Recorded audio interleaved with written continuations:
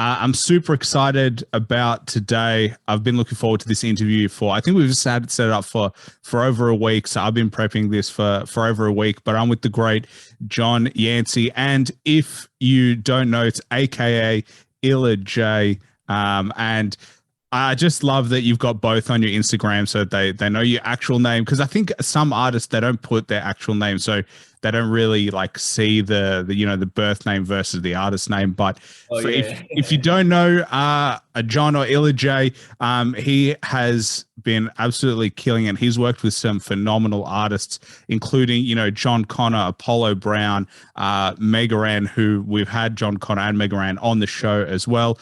But you also were in the Phife Dawg Forever album with Redman as well that dropped recently, and also the brother of the late great J Dilla as well. So man, it's like you've got a pretty fantastic record in terms of all the things that you're doing, and you dropped an album this year as well, Hideout, with I think her name was Harley Blue. So that dropped, and so yeah, man, it's an absolute pleasure to have you on the show. No, thanks, man. Thanks for having me, man. For sure, definitely. Well, I mean, how does it feel to be on an album that is like commemorating Phife Dawg? Because he passed away, I think it was 6 years ago, dropped on the sixth year of his passing. Rest in peace. And he's obviously a legend. But how did it feel to be on an album like that, where it's like literally celebrating the life of one of the pioneers in hip hop? I mean it's special because this track is just like has a life of its own. So the track, the original version of the track was actually on my album. I had a self-titled album, Illa J, which was produced by Potato Head People. And I did this album like it was like 2015, and the original version was just me. And during finishing the album, I sent it over to Rasta Roots. Shout out to my bro Rasta Roots. He managed Phife, and pretty much Phife loved that song. So that turned into Phife being on the joint. So it's in the beginning, my album had a version, and then Phife had a song. He had a version with it was on the Serato vinyl, and that was like the one with Phife, and I had one with me. And then some years go past, and like again, rest in peace, like Phife, and then basically Rasta Roots was putting his albums together, so he wanted that track because again, like Phife really loved that track. Like he actually spit his whole verse on the phone to me. Like I'll never forget that. So it's like it's crazy. And then, again, his original verse was 32 bars. So it's like if you know about hip hop, it's like 32 bars. It's like he's really spitting something. So and then but yeah, Potato Head People, they remixed the beat, and so that was the first new version.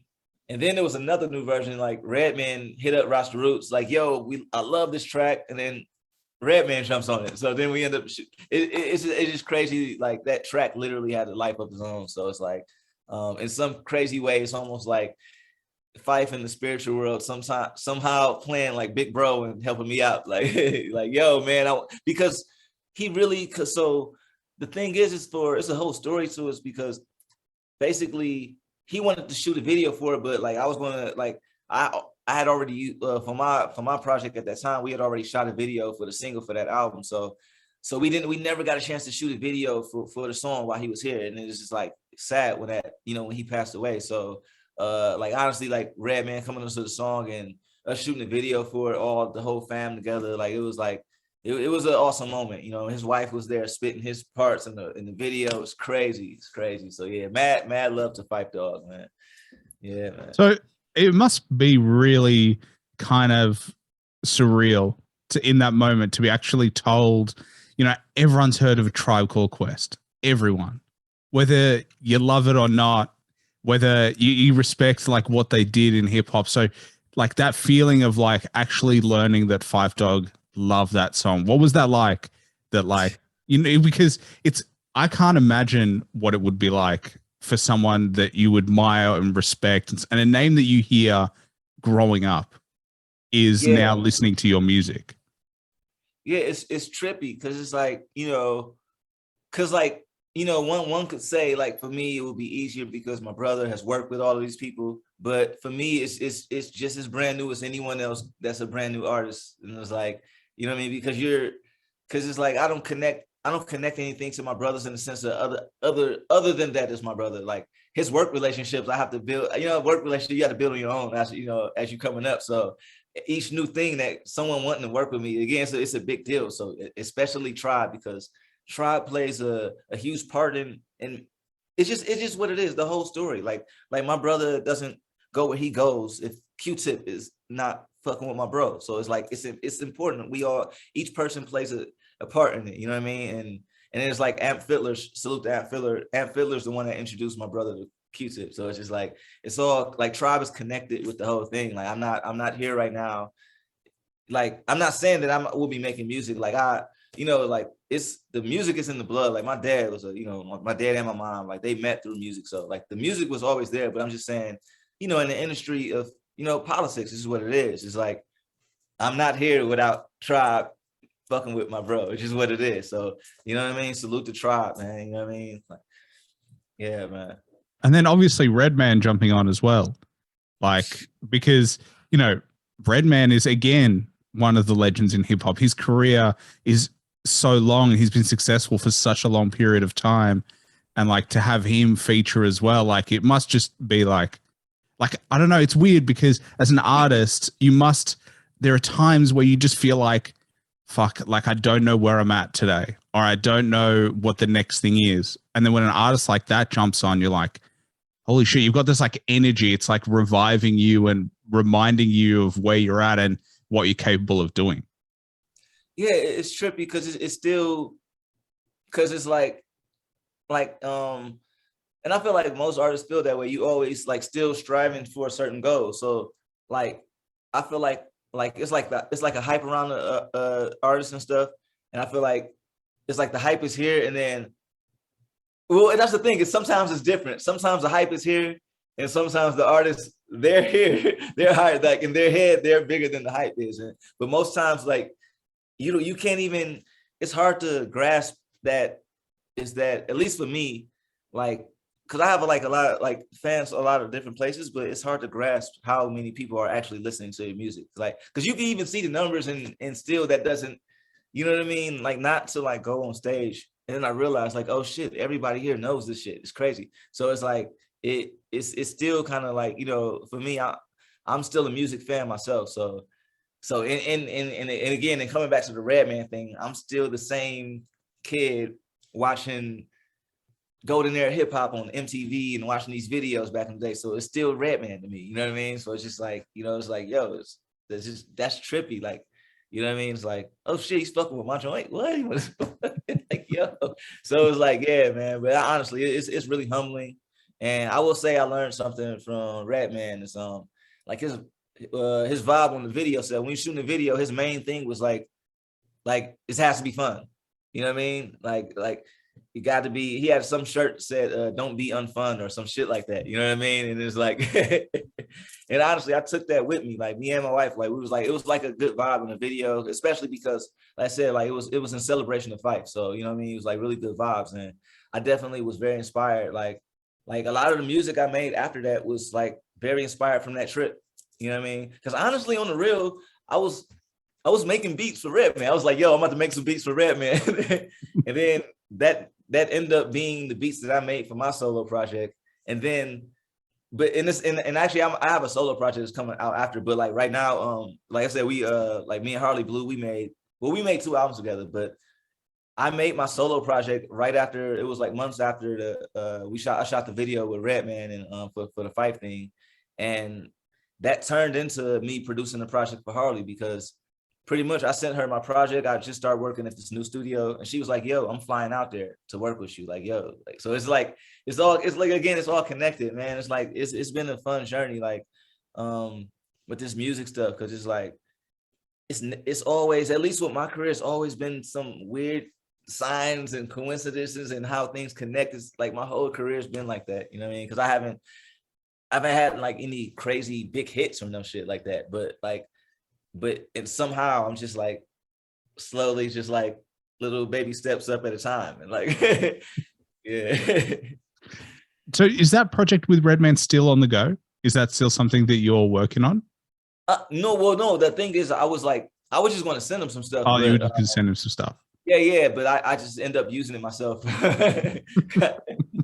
Because honestly, at the time, I really, because again, we just went through this whole pandemic and stuff. So like for me myself, like anyone else, like yeah, obviously I'm still making music, but like I'm learning other things that I didn't get a chance to do while I was like, because I had 15 years in my career, which was like I was like every other month I'm touring, you know what I mean? So like I didn't have, it was a lot of things that I put off. So it was a good time for me to catch up on a lot of things. Like I became a really good, like I got good at investing. So it's like, and there's a lot of things I learned from investing that I'm able to apply back to my career. So like I'm thankful for that. But honestly, it was a time where I was like, I don't know, man. It's like this traveling is weird. You know what I mean? Like just to travel, I might have to stick some shit up my nose.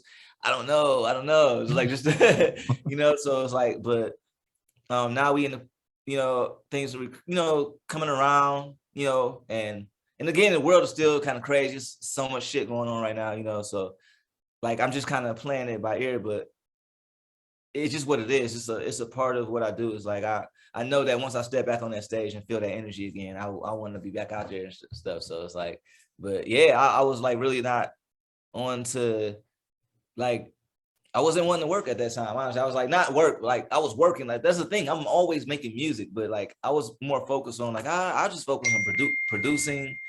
I just focus on producing and maybe just like you know what I mean? Like I was like actually focused on film scoring, which actually is kind of cool. Like I'm really got kind of studying that. I want to do that one day, like film scoring. It's kind of cool, just kind of putting movie to pictures and like it's like a whole story and shit. You know what I mean? But yeah, just kind of playing it by ear, kind of like everybody, like in the pandemic times. But like I said, like I learned a lot about investing. Like it's like so important, like you know what I mean, like to learn how to, because you know the banking system is not necessarily in your favor. So so you It's got to not. learn the tricks that they do on us. So like, oh, that's what you're doing. Oh, okay. So yeah, you got to learn the tricks. Well, it's funny because I actually started this podcast during COVID time. So it was the pandemic. We were locked down in our houses. It was 2020. And me and my friends, we started this podcast. And then we're here more than 2 years later and it's still going. So, I'm a big believer in you should just try stuff, especially like we had the time.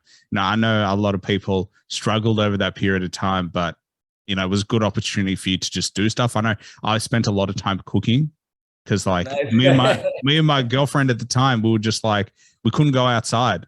So we're like, all right, what we're going to do, we're going to find a recipe and we're going to cook on Saturdays.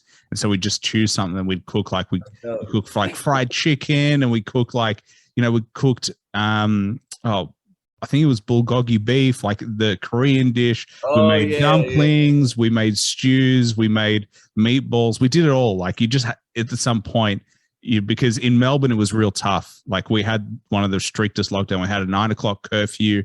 We could only go outside an hour a day. We could only go outside for like 4 reasons, like exercise, shopping, to look after somebody else. I forget the others, but like it was rough. So I 100% feel it. That you had to find something else to do other than like what you were already doing. Yeah, that's it. Yeah. So yeah, but I mean, honestly, it's been good not traveling. I can honestly say that. Like I said, I've traveled. I was at the point where I didn't want to tour anymore, not because I wasn't enjoying the shows, but it was like I had such a crazy schedule. It was like I was doing like 7 shows. Like I was doing like basically a week full of shows, like 7 shows in a week and things like that. So it was like flights and then I had like these funny, really like it was like February 2020 and like those were of my whole career, those were the scariest flights I've ever had. Like even me salute to Body in France. It's my like my booking agents and stuff in Europe, and like we all, because again we've had all kind of turbulence before, you know what I mean, but it was like really windy for whatever reason at that time, and it was like some scary flights. But I'm back now. I'm like, I've taken a few domestic flights. So I'm ready for that 9-hour, 10-hour flight, watch 4 or 5 movies and yeah, get back on it. But no, honestly, it's nice to step back into career mode, honestly, though. Cause like it's like sometimes it's good to miss something so you come back to it and you appreciate it in a different way. Yeah, I think that's what we're all doing right now. Is like, I forgot all these things that I love. Like I really missed just going out to dinner. As simple as that sounds, like just sitting at a restaurant, feeling other people around me, you know, having a glass of wine or having like a cocktail and like just having a nice meal out in public without wearing a mask. Like that, I really miss. But yeah, when it comes to flights, I'm like, I like flying. And I like a little bit of turbulence, like just that drop, when it's going and then it's like, and the pit in your stomach. I don't know. I just like a little bit of that. It reminds me that I'm still alive as opposed to dipping a bunker. But yeah, I wouldn't like really rough flights, but like a little bit, I'm like, a little bit. Yeah. yeah. But I don't mind. It's just like, like I honestly, like, it's just more the longer ones where it's just like, it's just a long time. I don't know. It's just a long time. I would rather just be at home, just like smoking a joint and watch a movie or some shit. Because like once you're in the, like, if you're driving, it's different. You can get out. You know what I mean? You look at them, you can get out. Okay, I'm on Earth. Like, cool. I can, like, you know what I mean? That's it. You're there for 9 hours. It's like, that's it. You know what I mean? But I mean, it's cool though. Like I said, like I usually just watch movies and I'm straight. Like that's usually my plan. I go on, pass out, wake up, watch 2 movies. I got 4 hours left. I'm straight. You know what I mean? Like, take out my NPC, make a beat, put it back. Yeah. Well, yeah. I only take aisle seats. I can't do like the window seat because I don't want to ask people to get out. Like, because I can't be bothered. Like, I want to be able to go to the bathroom whenever I want to go. I want to stand up whenever I want to stand up. I want to grab stuff out of my bag whenever I want to. I don't like having to ask people for permission for that. So I always take the aisle, but middle row. Because especially if I'm traveling by myself, because I reckon they're usually like 3 seats in the middle. So the odds of 2 randoms being in the other 2 seats are really low. They're probably going to know each other. So they just leave me alone the whole flight. And I'm just like doing my own thing. So that's my strategy. It seems to work. I think the middle seat is brutal. Like, that's like the one you don't want, that middle seat. Like, that's one of the inside jokes on tour. Like, if we like, because a lot of times they'll book us together and stuff. So it's like whoever gets like that middle seat, it's like the whole thing. Like, but yeah, no, honestly, it's nice coming back to music.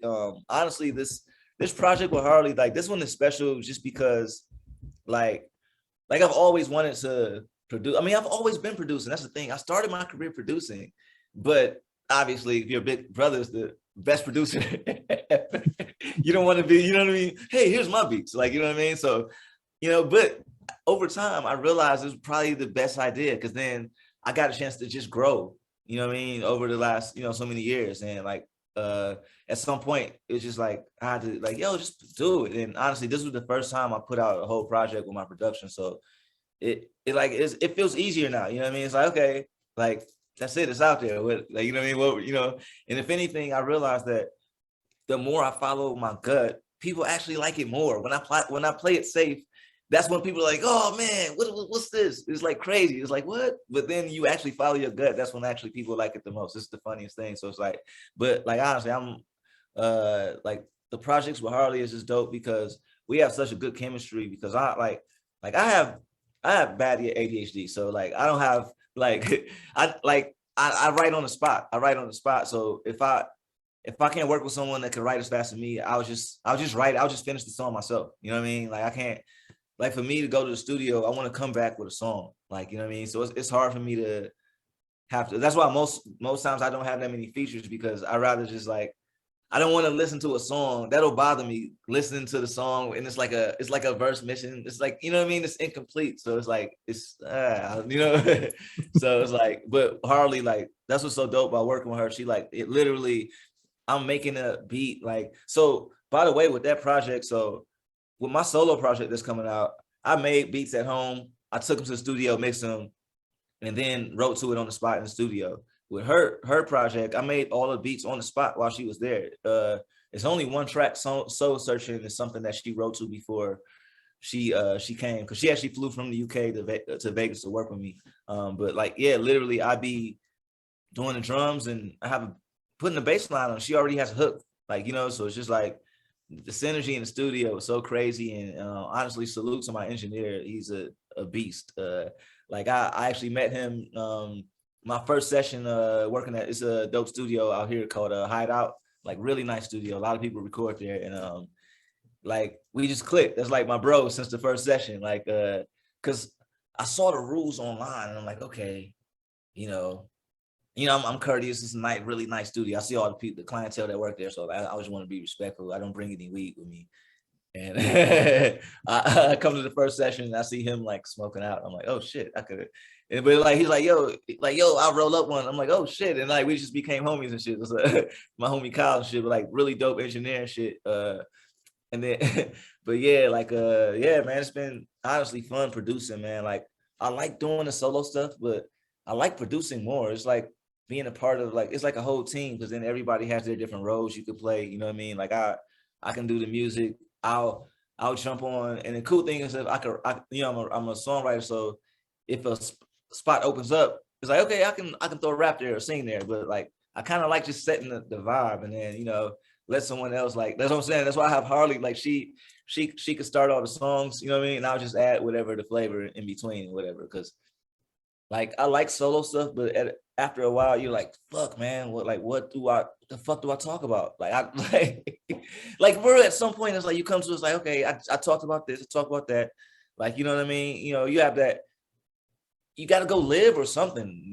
has experience some shit, so I can come talk about some more shit. So it's like, that's why it's dope having other people to write songs with, you know what I mean? So it's like the Harley stuff, like I said, the stuff with me and Harley's going to keep going. We already have another album done.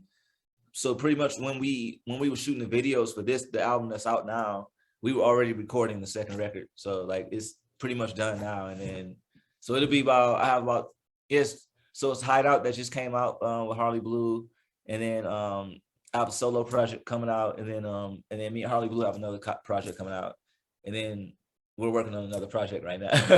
Damn, it's busy. It's busy. Yeah. People's attention spans are short. You got to make more music these days. Just do what it is, man. You got to. Well, I was going to say, like, when you were saying, like, I don't know what to talk about. I've asked artists before, like, I don't understand. Some artists drop like 4 or 5 albums in a year, and I'm like, how the fuck do you have that much to talk about?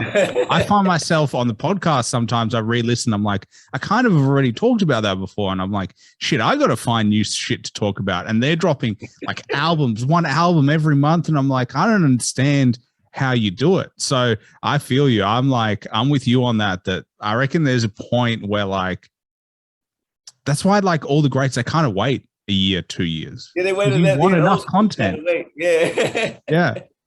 But nowadays, you know what I mean? Everyone's it's just what it is. It's like, at some point I was like I thought it was like some kind of line between me being an artist and a content creator. But it's to a point where if you have any type of career, you're a content creator. Like it applies to anything. If I'm a basketball player, I technically I can put after, like, you know what I mean? If I have a Nike deal, I need to be on my page creating content, because it's a part of it now. So it's like, but I understand it now as a business. I just look at it like that way. You know what I mean? Like, okay, you know what? I'm not going to be one of these people that's like, oh, I hate that I got to do this, which I was, you know what I mean? And now I'm switching to, fuck it. Is this part of my career? Like, what you going to do? You know what I mean? So it's like, and also it's dope in a way too, because it's just what it is. You can connect with people in a different way now than you did before, even though, like, okay, I will say the mystique is missing. So it's like you get pros and cons of each. Okay, the old school way, a lot more mystique. You're like, who is Prince? I don't have no idea who this guy is. Like, I see pictures of Prince, but we really don't know his personality. It's a myth. And in some crazy way, it always keeps him here. Like, it's like he's untouchable, right?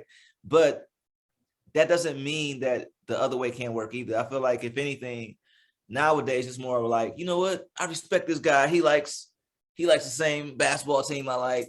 He's the same cereal I like. So it's like, it's almost like you're becoming the people's champ kind of vibe now. You know what I mean? It's kind of that kind of thing where it's like, I can relate to him. That's really more what it's about nowadays. And you realize it's a so many fucking people. So it's like a million, what was it, niches or whatever the fuck. So it's like, you can pick any one, you know what I mean? It's really just understanding your niche or whatever. Like, okay, I understand my market. Like, this is like, you know what I mean? Like, I sell pizza, he sells burgers. I'm not competing with him. I'm making fucking pizzas. So that's it. It's really understanding your market and just kind of just going with it and staying consistent. It's like, honestly, like in the weirdest way, it's easier and harder nowadays. Cause like, it's easy because the game plan is easy. It's just more like, it's just, you know what I mean? There's so many people doing it. So you just got to cut through. That's it. Yeah, I think it's easier to do. It's harder to stand out. So Yeah, like the level of entry is really small these days. Like before, the barriers to entry were high because you just couldn't compete with, you know, your labels, and you couldn't compete with it with the people who had like actual money behind them. Whereas now you can actually make content on a budget and still get attention. So it's like, it's not about the money necessarily in terms of content creation, but it is about quality. So like, but there's everyone making noise. So you just got to be the person who like makes the right noise at the right time. Right. Yeah. And you never know, and you just never know. But I think you're right. Like, I think now it's everyone feels like your friend. Like that's what it is. Like celebrities, like, you know, the old school celebrities of like the yesteryear where people thought of them as like gods, they're almost gone because, like you said, the mystique is no longer there. Because I can jump on the internet, I can be like, oh, I saw what you did yesterday and you wore a t-shirt that looks like shit. And I'm like, I also have a t-shirt that looks like shit. So like, just because you're a celebrity doesn't mean you're any more special. It's like, oh, now I see you as a person as well. I think that's the trouble with the celebrities is like all their fans are like, I see you, I interact with your content, and they like, you feel such a close relationship with them, and they're like, yeah, but I got a million of you. So it's like, it's this weird place that they play within. Like, I don't understand how Drake would do it. Like, I just look at him and be like, the amount of people that love his music and love him, but also like feel close to him would be crazy. It would almost be overwhelming.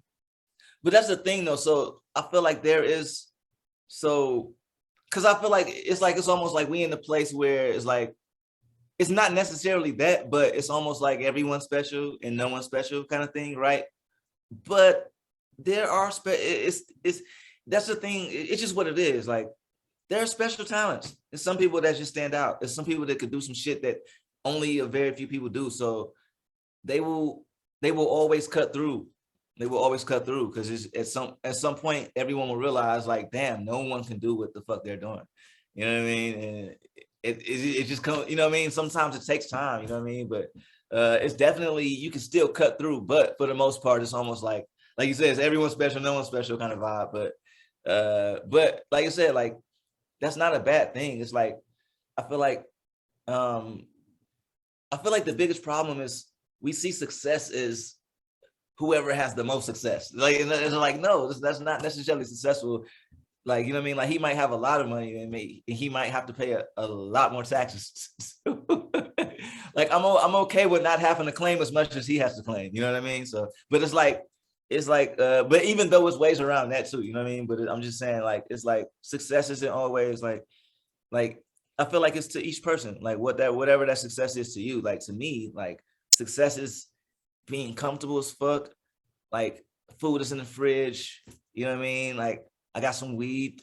Like, you know, me and my wife happy. We watching some movies, playing Mario Kart together. That's success. Like, every bills are paid. That's enough. Like, I don't need the craziest chain. I don't need a fucking like why do I need a fucking race car? Like, you know what I mean? If I can't race it, like, that's like, why do I have a car that can go 200 if I can't drive at 200? It's the stupidest thing. It's like, I don't need a race car. You know what I mean? So it's like, I agree. And the insurance on that is so ridiculous.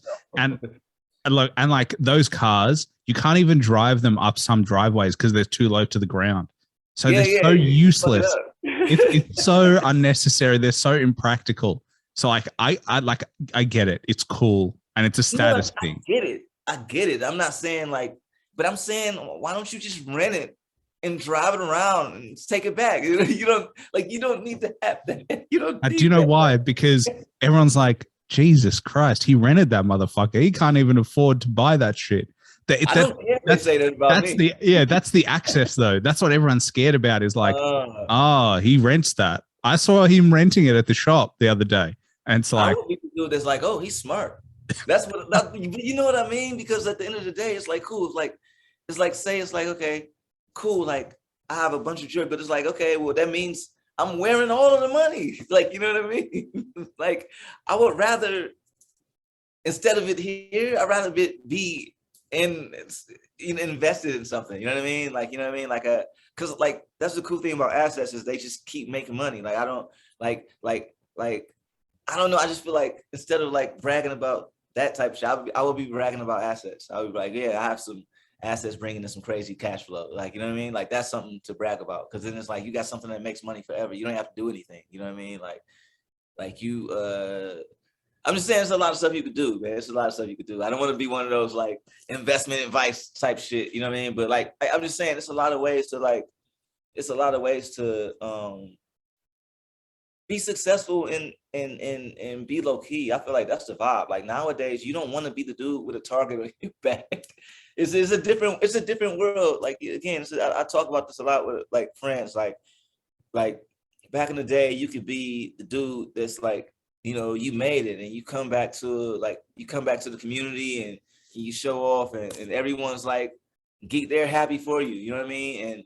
And even then, it was people that was not happy for you. You know what I mean? But now it's just different. It's just different now, especially after the pandemic. I feel like people being locked in for a long ass time, all this shit going on. They don't trust the government. People are like, you know what I mean? They just in a very fragile place. So it's like, I just don't think it's a good time like that to flash success on people, especially when everyone just went through so much shit.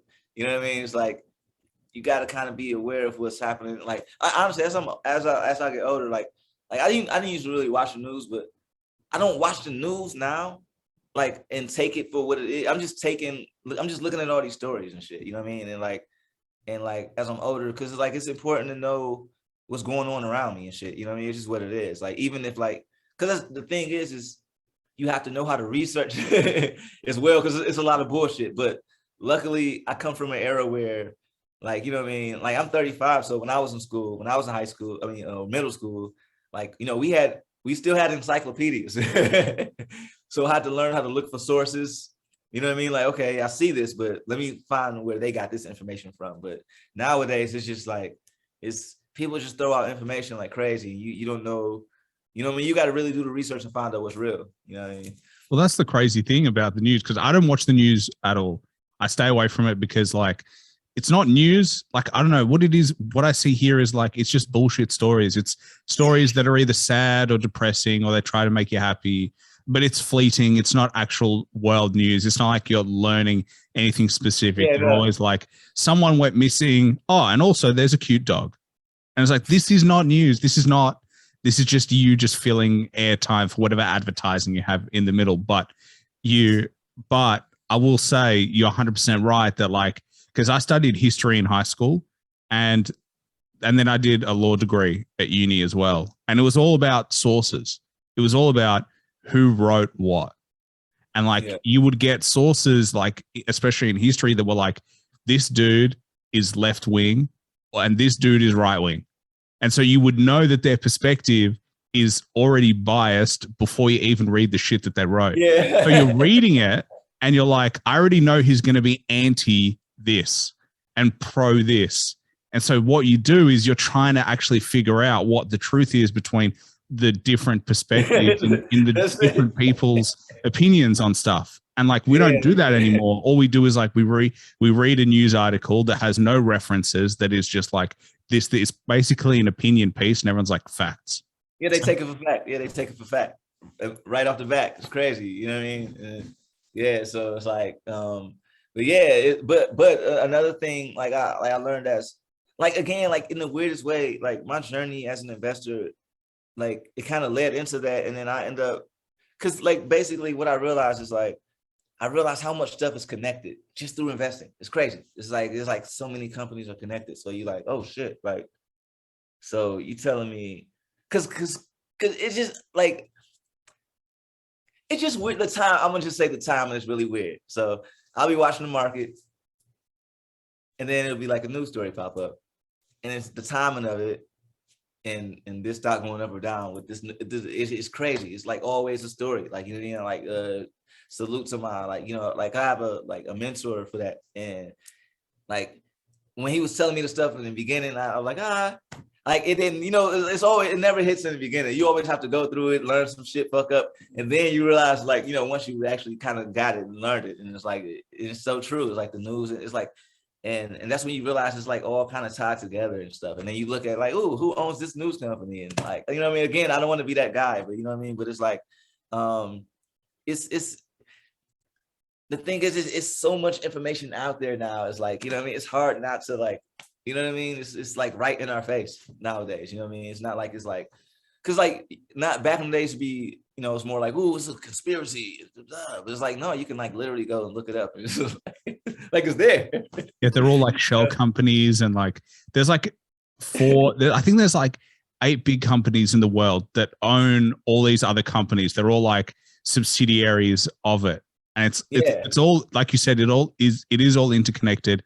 And my first like full-time job, I used to sell credit cards and personal loans at a bank. So I worked at a bank, and it's crazy the shit that you learn working at a bank. Like when you spoke about financial systems and banking, like it's not designed for you to win. That's true, but you also need to know the rules. It's because like they created a game where they know all the ins and outs, and it's your job to figure out how to play the game. That's essentially how it works. But like, if you know the rules, you can actually make it work for you.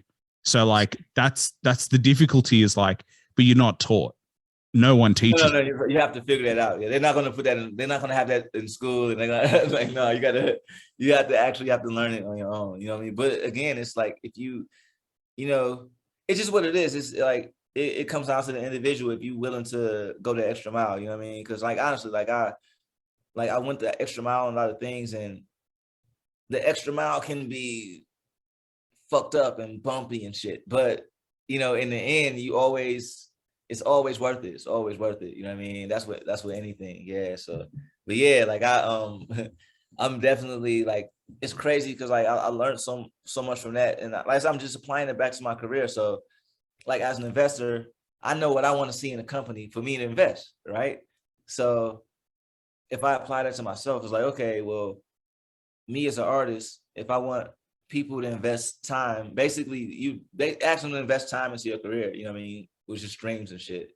Like, what do I have to do for people to want? So, okay, definitely I got to be releasing some shit. You know what I mean? And like, but you get what I'm saying? You know, you got to, you know, so it's like, you got to think of really, like, obviously, like it's not new, but like, you got to really think of yourself as a company, you know what I mean? And like, you know, and like, I feel like understanding, you know, how a business is run, how I'm investing, understanding all these different, just understanding business, honestly, it's important as an artist. And not only that, what I realized, honestly, like, cause like I said, that's just a numbers thing, knowing, you know, the value in this thing. But honestly, business, what I realized is, it's fucking relationships, man. It's fucking relationships and knowing how to talk to people. That's all business is. You don't need to really go to school for that. Everything else you can learn, you know what I mean? But it's really just like, because a lot of times you'll figure out like, oh, he pissed him off, so he's holding something personal against him. This person knows this person, he knows him. It's just what it is. And I get it, because you're going to work with okay, I know him. I can trust him. I'm going to work with him. Like this dude over here, he could be cool. But I need some sources. I need somebody to say, yo, this dude is cool. Otherwise, I'm going to just go with the dude that I know. It's faster. We can do this shit right now. I get it. Well, it's sales. I always say, you're selling. You're always selling. You're selling an idea. You're selling music. You're selling a project. You're selling a brand. You're selling whatever it is. You're selling a relationship. You're selling. That's what it really is. I always look at everything we do as sales, literally. And it helps because like my working life was in sales. So like, that's all I thought about. But like, you go on a date, it's a sale. That's what it is. You're selling yourself. She's selling herself, or they're selling themselves. Like you're there. You're like negotiating a deal in the weirdest way. in the weird, and it's fucked up to think about it like that, because you know it's a relationship, but also a date is to go, what do you bring to the table versus what do I bring to the table, and do we work? Yeah, Does you're the deal right. work? You're feeling like, yeah, so I'm this cool person. I'm good. I can take care of you. I can like you know what I mean? And she's like, I'm cool. I'm good. I can handle my shit. I can I can handle your shit too. And it's like, but that's what it is. It's like, that's what dating is. When you go on first dates, it's like, let me see if on a just a base level, this makes sense. And some yeah. deals don't. And you're like, this vibe didn't work for me, or we didn't click or whatever. That's, you didn't sell that well, or they didn't sell that well. So it didn't go through. But then others, Yeah. you're going to, so that's like, it just makes it, and like you said, if you treat your music career like a company, it helps you make better decisions, because you take the emotion out of it and you see it more of like, you know, objective, and you're like, all right, that didn't work, but that doesn't mean my career is fucked. It just didn't work. It was the wrong move as my business. So then I just do something else. I think it's different, and it's hard because as a content creator, you're attached to what you create, and it's hard to separate them. Yeah, that's true. Yeah, that's true. Yeah, that's definitely true. Yeah, and what you were just saying. I was gonna say. I forgot. My bad. I forgot what I was gonna say. Anyways, yeah, man. Happens all the time. Literally happens to me all the time. But I did want to ask you. You were talking about like, you know, the incremental rise of your career, and you were talking about, you know, how in a weird way your career is destined, and you feel like you've been looked out by your brother, but there just seems to be like this like slow evolution. Like, yeah, is it weird when you think about it like that? Like, I don't know, do you feel like in a way it's like destined that your success will just keep compounding if you just keep doing the right things? honestly, yeah, and I've seen it happen. I'm lucky enough to have a lot of examples around me. Like for example, look at Common. Just Common's a fucking movie star now. Like, you know what I mean? And yeah, he had the light. Don't get me wrong, he had the light. And that's one of his biggest records. He has some big records, but when you think about it, like he didn't have too many crazy major hits. He just been consistently successful, just successful enough. And then, like I'm saying, now he's like, you know, and again, he like smart man, and he's doing real estate and all kind of things on the side. So it's like, you know, this is you know, he's that, like, you know, but again, like that's the success you want. You don't want to be that, like he was saying, Trey. I don't want to like I'm not jealous of Drake. I don't want to be that. That's way too famous. Like, that's way too famous. Like, you can't even go to the market and shit. You know what I mean? Like I enjoy like because I don't know, it's something dope about being successful under the radar, because then you get a chance to actually grow as an artist. Like, because like if once you get to a certain level, it's like people are happy. They're happy for you until they're like, it's like, I don't know, it's like a weird thing. It's a certain point you hit, and it's just like, you can't, I don't know, it's almost like they won't let you get like, okay, no, we can't let you, we have to put it, like, it's a weird kind of thing, you know what I mean? So it's just like, but it's like, if you're like right under the radar, you like not out there enough, and then when you do something really amazing, then you just fuck everybody up because everybody's caught off guard. So it's like the best thing, because like you're just like bubbling on the radar. Like, oh, it's cool, man. I'm just over here chilling. Everybody else stressed out.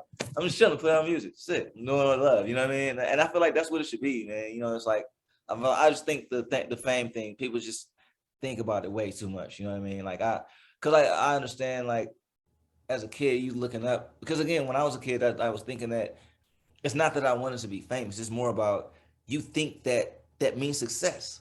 And I think that's what it is. I don't think they want to be famous, because when they get famous, they don't like it. They like, no one really wants to be famous. They just think that if I'm famous, then it's like, no, just be successful. It's like and I don't think people understand that success, it brings all the same thing. Sometimes that's the thing. You want to be successful, and like if it happens to bring the fame, that okay, it's inevitable, whatever. What, you know what I mean? But at the end of the day, your focus is different. You're not focused on being famous. You're just focused on, okay, I want to be successful at this craft. You know what I mean? Okay, that's cool. You know what I mean? There's nothing wrong with that. But I just think people go about it the wrong way. But I think part of it is like, we had a lot of bad examples. And, so it's like we following these things and realize like, no, that's not, what am I doing? You know what I mean? So it's just like, because it's just what it is. It's like, it all comes from something, you know what I mean? It's not just like out the blue. Like, like the drums and all the stuff they doing today. I mean, they technically was doing trap drums back in the 90s too. So it's not like it's just like new, you know what I mean? Like you had NWA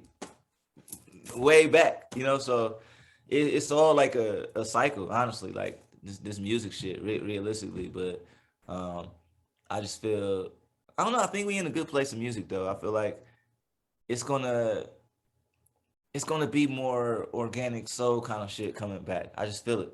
Cause it's a generation out there that actually makes that type of shit. It's just more that mainstream media puts out a certain type of image. It's like, okay, kids with guns shooting each other in gangs and shit. And it's like, Yeah, it's a bunch of other drugs. kids making music too. You know what I mean? So, yeah, yeah. But I It's don't know. weird when you like when you say like because I've got a foot in both camps of like I would like to be like famous and well known for like to a certain level, but I also know that like I still love getting haircuts and I still want to go to my barber and go to the shop.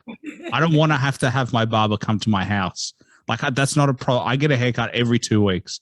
Like literally every 2 weeks, I need to get the fresh fade because like it's just something I like to do, right? But I can't imagine not going to the barbershop and actually sitting and I like the experience. So like having to get them to come to your house ruins the whole experience. Yeah, yeah. Like So you have to do that, and like, shopping, how like okay, grocery shopping, I actually hate that anyway. So like you can take that. But, like the other stuff I actually want to be able to do. But like I do agree though that like the music has definitely changed in terms of over the past like 2-3 years. Like obviously the trap sound was huge from the 2010s and like that really built and it was like, more of melody. But like when you listen to music now, you can actually hear that meaning and lyricism is back in the yeah, it's sense coming of back. like Yeah, and like you said, it's cyclical. It's like it's just music cycling where like we had a lot of that, then they just focused on the sound, and that now it's coming back. And albums like Kendrick, they promote stuff like that. yeah, The more your bigger artists talk about more meaningful things. Pusha T obviously released his album as well. Like they're just starting to bring back lyricism, which is obviously a huge element of hip hop. yeah, yeah. Definitely, definitely.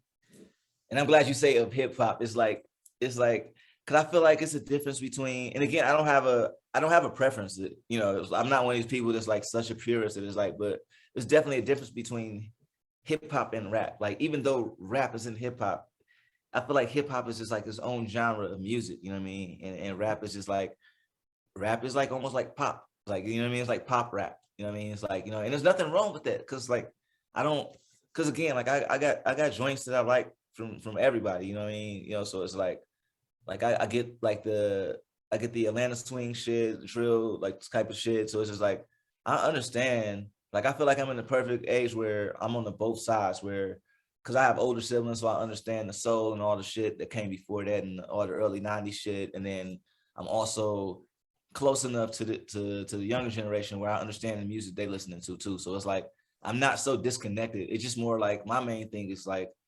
because I'm all about energy and shit. So it's like I just want the younger generation to be aware of what kind of energy they put into their music and how that can reflect on their life. Because just because of you putting out a certain energy and then you don't realize that, because again, like yeah, it's kids and gangs and shit, but it's a lot of them that's not even actually doing that shit. They just think that it's cool to talk about it and not realizing that it's people that actually really do that shit. And then they end up attracting that energy on themselves and they're not even, you know what I mean? That's not even their vibe and stuff. So it's like, but yeah, like but honestly, I think it's in a good place. Like I feel like the creativity is coming back and I'm definitely going to be a part of that.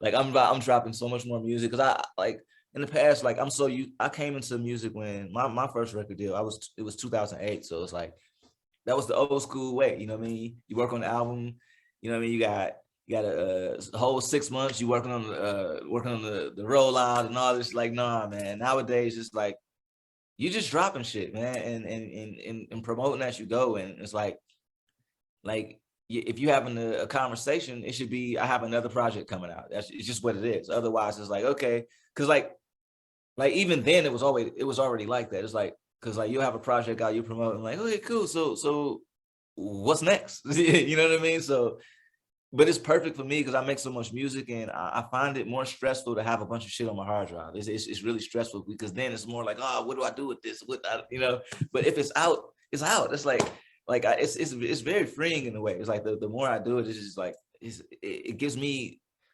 now I'm clear to do something else, because like that's out there, it's in the world now. Okay, cool. So now I have to make something new. So it's just like I honestly, I'm definitely gonna be releasing like a few albums a year at this point. You know what I mean? Like, and it's the perfect time to do it. I feel like back in the day, I don't think you could back in the day, just because it was a different way and the way things were marketed. But I feel like we're in the time where it's like normal to put out multiple albums in a year. You know what I mean? And if anything, it's a way to say I'm active. Like, you know what I mean? Like, yes, I'm still making music. You know what I mean? like nowadays, you don't put out an album for a year or two. It's like, oh shit, you still making music, man? It's like, so Yeah, it's you like, still got to like drop singles. If you're going to do that, you got to drop singles, feature on other people's tracks. Like, you got to be still active. It doesn't have to be an album, but you got to still be active. That deal, was that before or after you dropped Yancey Boys? Was that like, because you said which one? the Yancey Boys deal, because you created the album Yancey Boys off the J Dilla beats, and you said your first deal was around that time as well. Yeah, so that was my first album deal. It was with Delicious Vinyl, actually. You know, it's crazy how it happened, because pretty much I just happened to meet Mike Ross, president of Delicious Vinyl, through my mom's. They were doing some work together, and he had a CD of tracks of my brothers from like '95 period, and it wasn't for me though. That's what's crazy. So it was actually, he was going to do this project with all these artists. You know what I mean? And we just happened to meet at that time, and he heard me, and he was like, "Yo, you should do a project with these tracks." And that's pretty much how it happened. And honestly, it was dope, because at that time of my career, I had a lot of rejection. So it's like I was producing music and making songs and stuff, and trying to, shop it and stuff. So yeah, that was literally the first person to say yes. And like that, it just ended up being that project, ironically, with my brother's beats. That's what I'm saying. It's like I can't make it up. There's always some type of weird kind of coincidence, and you know what I mean. And it just happened to be my brother's. Like, that's what I'm saying. Almost like spiritually there. Like, yo, I got you, bro. And yeah, I got a lot of flack and criticism about that, but as I'm older now, I can look back and see why. So it's understandable, because why though? So what was like, why the criticism?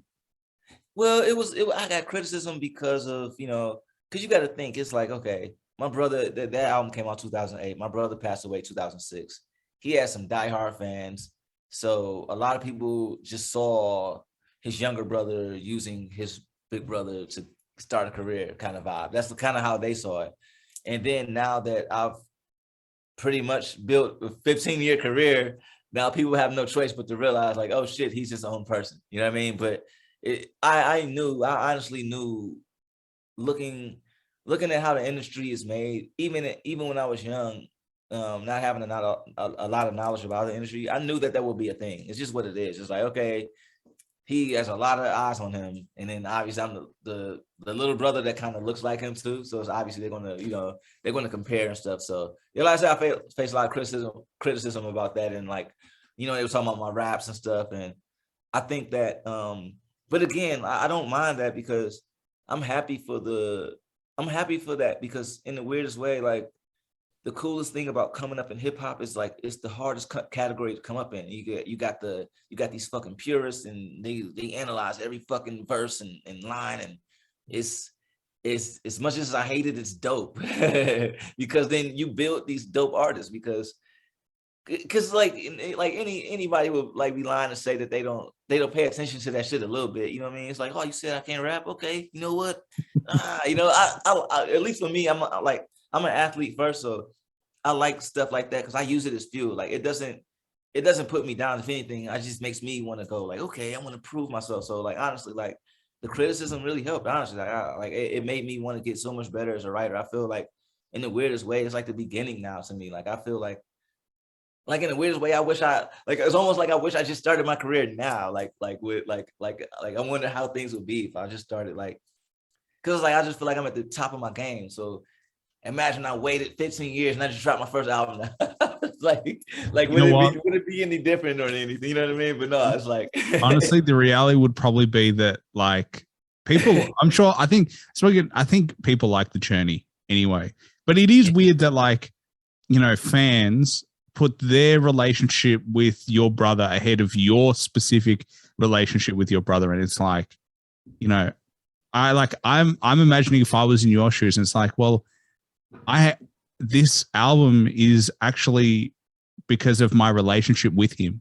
This is not about me trying to use him. This is because this is like in celebration of what he did, what he meant for me, and what he still means for me moving forward as an artist. This is not about me just catapulting my career. And it's weird that like fans would think that it's you trying to use him. Yeah, because it's like you're obviously close. You still talk about him literally all the time. And it's like, that is my way of going, I still feel connected, and my tribute and like my way of like just going, I still respect and honor you by doing this music. And you know, I've listened to it. It sounds good. I don't understand why people thanks, man. Appreciate that. Well, I like when you said you got a lot of criticism, like I'm confused. Like I can get on a base level, right, why people might see it, but when you listen to it, it's different. And I'm when you said the purists and analyze every bar, I just reviewed Kendrick's album and I analyzed every single bar. So I 100% get it. Like I just released an hour and 40 minutes of me just talking about Kendrick's album. So I get it that like, but you're 100% right that like, because people are so passionate about it, it does force you to get better because people don't hold punches. They will literally go, that sucked balls. Or they're like, that was really cool, or this beat sucked, or that hook's like, I'm like that. And I know there are so many other commentators on hip hop that are literally like, they will destroy you if they feel it's not good enough. Yeah. And like I said, like I'm accepting to that because like I said, it's a whole culture. It's like, cause it's like, yeah, you have the audience, you have the DJ, but like, it's always an audience too. Like, you know what I mean? It's like, it's all a part of it. It's like, yeah, don't get me wrong. I love music and I make it cause I like what it sounds like, but I'm not going to lie. And like, you know what I mean? In the back of my mind, I'm always thinking, I'm curious if people will fuck with this. It's just like, it's a part of it, you know what I mean? And especially after having years of touring, like, you know what I mean? Like, it's always part of like when I'm making shit and when I'm writing to it, like now I'm thinking about my shows. Like, I'm like, ooh, like when I write my hook, I'm thinking like, ooh, I want to write something where it's already feels like a show. Like, you know what I mean? It's like something where people will say, they'll say it with me, or I can have them sing it, you know, call and response with it, but like kind of making it interactive kind of, you know what I mean? It's just like, it's supposed to be that kind of vibe. So it's like, yeah, I definitely like the audience is just as much a part of the culture as the artists are. It's a whole thing because, you know what I mean? Like, otherwise, who are we sharing these messages with? You know what I mean? It has to, you know what I mean? It has to be some type of giving, you know what I mean? Give and receive. So, and it's just what it is, man. You have to give the people that's music fans credit. It's like, it wouldn't be where it is without the fans. Like who's coming to the fucking show? Like no one's booking me if they not coming out. You know what I mean? So, you know, that's a salute to all like, and honestly, salute to all my peeps everywhere that come out to my shows, and I wouldn't tour if y'all didn't show up all the time. So thanks for, I guess y'all fuck with my music. The only place I haven't been, and everyone tells me, like, I've had so many people tell me, it's like, yo, why haven't you been to Australia? Like, are you serious? Like, a lot of people have been telling me that, but like, maybe I'm wrong, but I swear I've had so many people tell me, they're like, yo, you know, you got peeps out there to listen to you, yo. You know what I mean? So I that's definitely on my list to figure that out. I gotta make that happen. Like, well, selfishly, that'd be really cool if you came down. But I'd like to move to the US in a weird way. Right. Yeah. So that's something that I want to work on, is try to get over there and figure out the visa shit. That's my next challenge of like, I just think for me personally, like growing up in Australia, moving to like the mecca of hip hop would be just the greatest thing ever. Like where specifically would you want to move? So I'm thinking the two spots I'm thinking are like LA, around that area, or like maybe Texas. I don't know. We'll see. We'll see how it goes. Like Austin. I don't know. I'll see what happens. But just to be able to like go to more shows, be able to, you know, see more artists face to face. Like these are the things that I want to do. And like as I said, like it feels for me strange, like being in Australia. I've always felt like an outsider looking in a weird way, and to be in the place where like it is like everywhere would be just really cool on just a personal level. Yeah, man, that's sick, man. Yeah, yeah, it's dope. Like I've definitely like been like, I don't know. I just like I've never like when I started my career, I moved from Detroit to LA, like, and like for me it was like my brother was there last, so it's like, you know what I mean, I know he was at peace the last time I saw him, he was there, so that was kind of like my move. And then when because the first time I stayed in LA, I was there for like 3 years, and then I moved back to Detroit, and then I then moved to Montreal, and I moved back to Detroit, then back to LA. So, but it's like it's something dope about taking a leap of faith. Like sometimes, like you might not know what's out there, but it's like if you feel that, it's like, yeah, you just gotta go move on it. You know what I mean? It's like I feel like that's dope, following your gut, because it's a lot of people that because like it'll be sometimes like people that have like a good opportunity and they just not sure, like, oh, I gotta move over there though. But it's like, you know, it's like because again, it's hard to move somewhere and it's just you don't know anyone, you got to meet all, like, you know, it's just what it is. Like, yeah, you have your people that, you know, it's your crib, but yeah, like that's a real thing though. It's like shit, I got to have at least like some, and that's the thing I was lucky with. So when I moved to Cali, it's just what it is. My brother had a lot of fam, you know, even music fam and shit. So I was able to connect with them. When I moved to Montreal, like I already knew some music fam there. So I mean, that definitely was a thing, you know what I mean? But I mean, sometimes, you know, like my wife, she moved to this country, like, you know, like she had from scratch, you know what I mean? So it's like, you know, but like, yeah, like yeah, that's dope though, man. That's what's you got to do it. And like my youngest brother, I got two brothers. My youngest brother just went and is traveling now for like 12, 24 months. He's just gone and gone traveling. So like that. So when I see him do that, I'm like, I think it's also like, because I went to Thailand recently and I got back and I've been itching. I've always wanted to move to the US when I was like, I think I was like 24 or something. I was like 4 or 5 years ago. And I was like, I think I want to move. And I never did. And now I have that feeling again. And I'm like, this time I'm going to do it. So you're broken the inspiration, man. That's dope. Yeah. But also like this time, like no more excuses. It's time. Because and like it would just be cool. Like I just imagine having this conversation in person. And I'm like, that'd be so much better, you know? Hey, if you come over here, yo, we could do part 2. Yeah, just let me know. Oh, we definitely will. We definitely will, because I feel like we could talk forever. I think it helps because you're a talker, I'm a talker. Like it just makes it so much easier. But I only have one more question for you, man, before we wrap up. But if you had to recommend one album that everybody listens to at least once to get an appreciation of, can be any genre of music, can't be your own music, what would it be? One album I gotta listen to.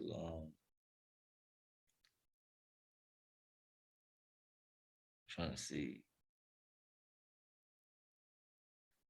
You said any genre? It don't have to be specific? Nope. And is it for a specific audience? I'm like, whatever. It's yours, man. To be honest, I really don't think about this question very, very hard. Whatever you wanna like kind of say. I'm interested to know your thought process, because I also know that usually most artists have an album that pops into their head And then they're like, I've been thinking this album right here. Hold on, what's this? We get the live version. We'll get to see the album cover. Here it is. Yeah, this is it.